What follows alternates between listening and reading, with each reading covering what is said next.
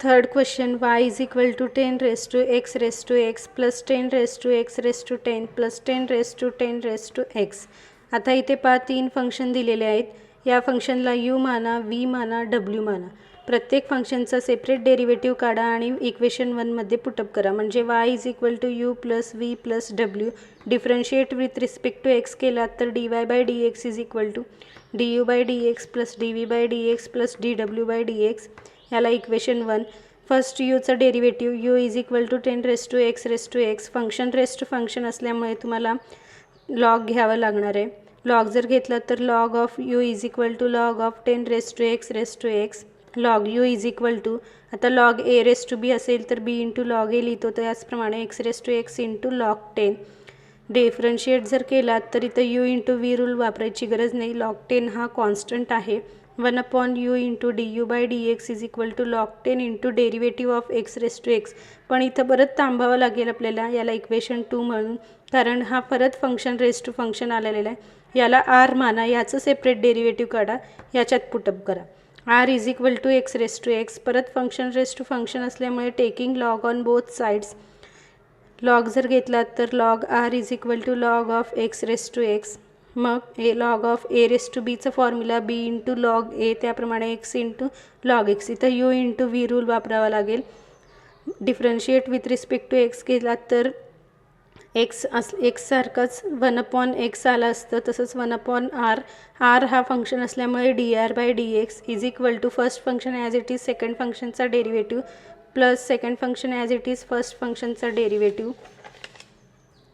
1 upon R D R upon D X is equal to, आता इथं पहा X as it is log एक्सचा derivative म्हणजे 1 upon X plus log X as it is एक्सचा derivative म्हणजे एक्सचा derivative 1 येईल. म्हणून D R by D X is equal to R into 1 plus log X, because R हा ह्या साईडला घेतलेला आहे. आता आरची व्हॅल्यू जर पुटअप केला तर D R upon D X is equal to X raise to X 1 plus log X. आता पुट इन टू म्हणजे इथे पुटअप केलं तर du by D X is equal to 1 upon U du by D X is equal to log 10 as it is होता into derivative of X raise to X काय आलेलं आहे X raise to X into 1 plus log x.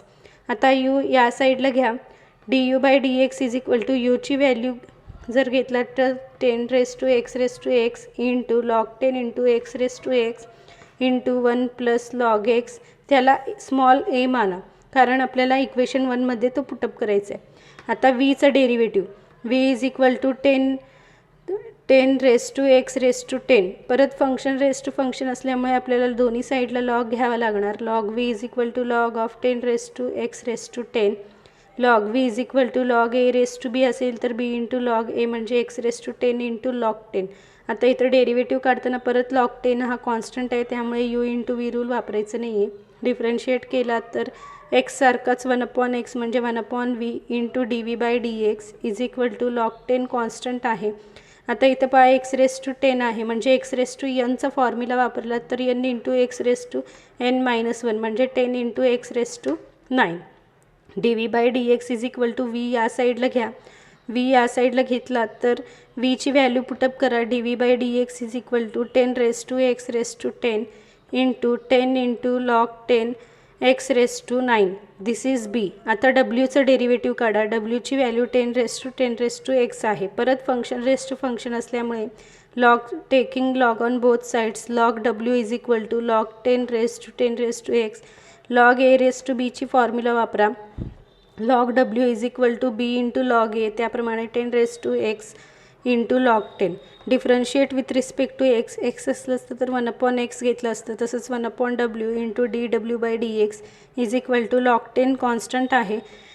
10 raise to एक्सचा derivative पहा. 10च्या ऐवजी A raise to एक्सचा formula आपल्याकडे आहे. ए म्हणजे कुठलाही कॉन्स्टंट. ए रेस टू एक्सचा derivative A raise to X into log A, त्याप्रमाणे 10 raise to X into log 10. D W by D X is equal to W या साईडला घ्या. मग डब्ल्यूची व्हॅल्यू जर पुटअप केला तर 10 raise to X into 10 raise to X into log 10चा square. कारण का लॉग 10 इंटू लॉग 10चा स्क्वेअर, याला सी माना. आता put A B C in 1. A B C in 1 मध्ये जर पुटअप केलात तर